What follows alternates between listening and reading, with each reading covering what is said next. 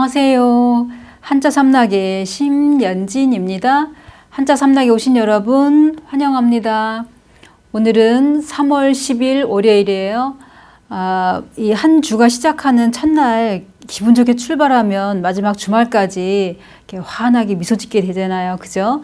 그러면 저랑 같이 이 첫날을 기분 좋게 시작해요. 제가 준비한 거 뭐냐면 이거는 샘선.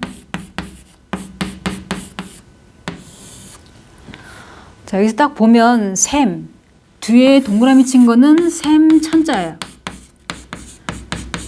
이 샘천은 자전에 뭐라고 나오냐면 샘물이 솟아나는 그 모양을 본뜬 글자 상형자다 이렇게 나와요. 물론 물수가 부수지만요.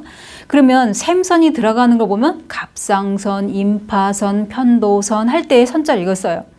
그러면 그 선이라는 게 이렇게 쭉 이어질 거 아니에요. 우리 몸속에서 체내에 이게 그 줄이 쭉 연결돼 있을 거 아니에요. 그죠? 그러니까 여기에 육달월이 나온 거는 우리 몸의 신체의 한 기능 중에 한 일부를 이제 나타내는 거죠. 뭐 임파선이든 편도선이든. 그렇다면 이 육달월이라는 거는 우리 신체를 나타낸다든가 아니면 고기를 나타낼 때 이제 쓴다 이렇게 나왔어요. 그러면 여기에 샘 이렇게 나왔을 때 옹달샘에 이렇게 물이 계속 마르지 않고 흘러나오듯이 이 우리 체내에서도 특히 뭐 만약에 뭐 혈관이다 그러면 피가 이렇게 계속 이렇게 흐르듯이 몸속에 이런 관으로 연결됐든 아니면 이렇게 뭐 임파선이든 무슨 편도선이든 무엇인가 이거는 내 신체의 한 기능, 그러니까 내 신체 속의 한 부분이잖아요. 그러니까 여기 육달월에 나왔다 생각하시면 되죠. 이거는. 그래서 이 글자는 그 샘천은 음을 빌려주는 역할도 있지만 여기 물론 부수는 육달월이에요. 그런 거 우리가 어렸을 때 보면은 옹달샘 이런 데면 물을 퍼내면 또 그만큼 또 밑에서 막 올라오잖아요. 그죠? 아니면 늘 그 우물물에 물이 이게 고여 있어서 퍼내면 또 그만큼 이게 모여 있고 또 퍼내면 이게 모여 있듯이 마찬가지로 이게 샘이라는 거는 옹달샘 같은 그런 거는 다 같은 맥락으로 보시면 되고 또 이 샘천 같은 경우에는 좀 전에 말씀드린 것처럼 물이 계속 샘물이 솟아나는 그 모양을 본뜬 자다. 이렇게 기억하시면 되죠. 어려울 거 없죠, 이거는. 자, 두 번째로.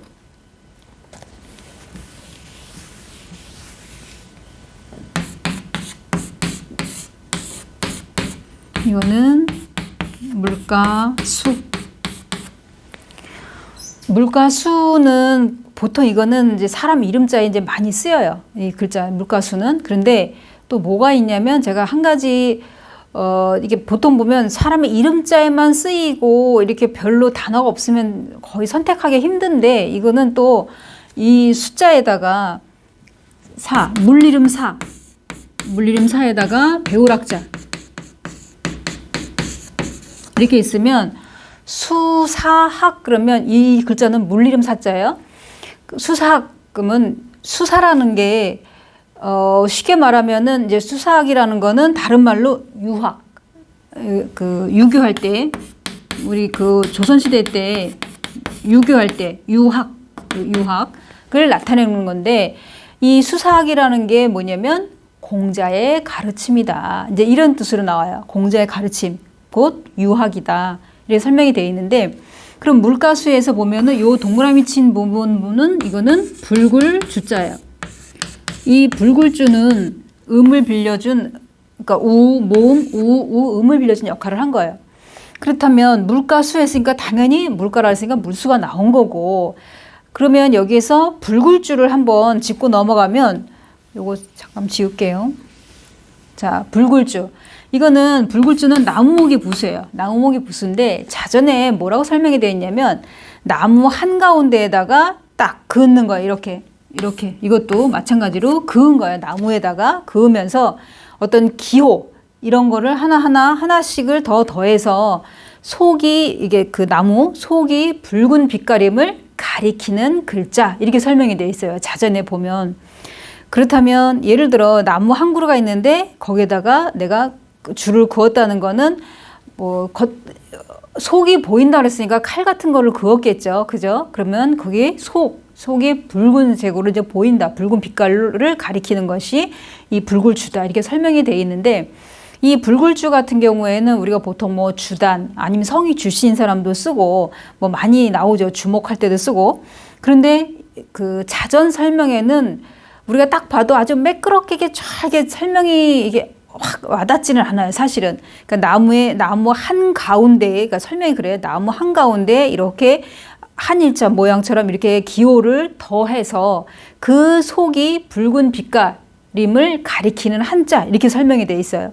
그래서 이 불굴주 같은 경우에는 여기 두 획이 추가돼, 나무목에서 두 획이 추가가 돼 갖고 불굴주 이렇게 나오는데, 여기서 물가수라는 건 여기에 음을 빌려주고 그 다음에 물가라 했으니까 물수가 부수구나 이렇게 기억을 하시면 되는데, 여기서는 보통 물가수는 이름자에 많이 쓰이지만은 여기 물가수 수사학, 그러니까 물이름 사 써서 수사학은 유학이다, 공자의 가르침이다, 이걸 제가 설명해 드리고 싶어서 그냥 더 이게 말씀드린 거예요.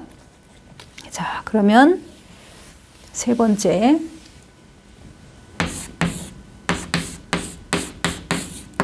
이거는 외나라는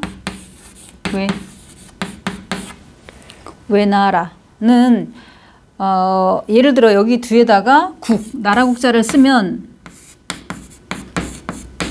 외국 그러면은 일본을 낮잡아 이르는 말 이렇게 설명이 돼 있어요. 그러면은 여기에서 좀 더 이제 그 설명을 더 이제 추가로 하드리면은 그 단어를 말하자면은 여기에 집간자 이렇게 쓰면은 외관, 그렇다면은 이제 그 우리 지명 경상북도 그 칠곡에 있는 한 읍이다, 외관이라는 그 지명자다 이렇게 생각을 하시면 되고, 그럼 외관 그러면은 우리가 떠오를 때 여기서 외 일본이라는 뜻하잖아요. 그러니까 임진왜란 할 때 외 이걸 쓰는 거죠. 그럼 자원 설명을 먼저 해드리면은 뭐냐면 이렇게만 쓰면은 이거는 맞길 일자예요. 맞길 위도 이미 설명해 드렸는데 다시 한번 설명해 드리자면은, 예를 들어 이게 벼베기를 지금 벼하잖아요. 벼베기를 남자들이 다 했어요. 그러면 이게 한 움큼씩 다 이제 베면 이 소나기에서 떨어진 벼나락 이런 거를 줍는 거는 여자한테 맡긴다, 이제 이런 얘기예요. 그럼 여기서 결합이 돼서 여기 위, 외 할 때 초성 음을 빌려준 형성 문자인데, 그 우리가 외란 그러면 일본에서 침략할 때 외란이고, 호란 그러면 저쪽 지금의 말하면 중국 위에서 이제 내려온 거를 말하는 거죠. 그래서 저쪽 위에서는 뭐 병자호란, 정묘호란 이렇게 나오면 여기는 임진왜란 이렇게 나오죠. 그럼 임진왜란 그러면 1592년이잖아요. 이 1592년은 다들 외우기 이제 쉬워해요. 이거는 뭐 이러고 있을 때가 아니다 뭐 이러면서 외우니까. 그렇다면 그 사람들이 저한테 그런 얘기를 많이 해요. 그 연도를 그 많은 걸 어떻게 외우냐. 근데 이것도 제가 말씀드렸다시피 전에 제가 한글 반포가 1446년이라고 했어요. 한글을 이제 창제한 거는 그 1443년이고 3년 뒤에 반포. 그래서 4416 이렇게 외웠다 하면서 이렇게 알려드렸었잖아요. 그러니까 자기만의 요령이 있는 거예요. 그러니까 1592년 같은 경우에 여기에서 200년을 빼면 1392년이면은 조선이 건국한 연도고, 그 다음에 우리나라 사람들이 싫어하는 숫자들이 꺼려하는 게 사자잖아요. 그죠? 그러면 여기 1636년이면은 보통 두 개가 결합, 이걸 따져보면 44년 차예요. 하나는 외란이고 하나는 호란이에요. 이 난을 겪어서 좋을 거 누구도 좋아할 사람 없어요. 그죠? 그 사자, 죽을 사자 두 개라 생각하면 44년 차예요. 44년 차에는 여기는 병자 호란이 있고, 그 다음에 예를 들어서 1811년 같은 경우엔 그 홍경래난 이게 있어요. 홍경래난은 그 서북 지역 사람들을 이렇게 차별을 한다 해서 홍경래를 중심으로 신분이 낮은 사람들, 뭐 광산업자 이런 사람이 다 힘을 모아서 한양으로 이게 쳐들어 내려오잖아요. 서북에서 한양 밑으로 내려오는 거예요. 그러니까 우리가 지도상을 보면 저 꼭대기에서 아래로 내려오는 거잖아요. 우리가 이를 쓰면 위에서 아래로 쓰지 밑에서 위로 쓰지 않잖아요. 그러니까 위에서 아래로 쳐들어 내려온다. 이렇게 뭐 이렇게 생각을 하면서 하면은 이게 여기는 이제 병자호란이고 임진왜란이고 조선이 건국한 거고, 이거는 한마디로 이제 그 홍경래난이다. 이제 이렇게 생각할 때, 그래서 연도를 이렇게 딱 보면은 한 1800년이다. 딱 1800년 그러면 정조대왕이 승하한 해다. 그렇다면 그 해를 기준으로 한다면은 그 11년이면 순조 때잖아요. 그 역사적으로 보면 이게 순조 때 일어난 일이구나도 연관이 되고, 저쪽 위에서 아래로 침범한 거 이렇게 이게 위에서 아래로 한양으로 내려왔다. 그러니까 이 연도를 외울 때는 조금은 연관을 지어서 내 생각을 이게 나만의 어떤 방식대로 외우는데, 나중에 근데 많이 하다 보면 연도는 웬만한 건 다 기억이 돼요. 이런 거 역사적으로 많이 나오고 하니까. 그래서 이것도 하나의 방법이지 않을까, 외우는 거에. 그래서 그런 거를 사이사이 제가 좀 외우는 방법을 조금씩 알려드릴게요. 자, 제가 준비한 이 세자 여기서 마치고 수요일 날 또 새로운 글자로 찾아뵙겠습니다. 지금까지 한자 삼락의 심연진이었습니다. 안녕히 계세요.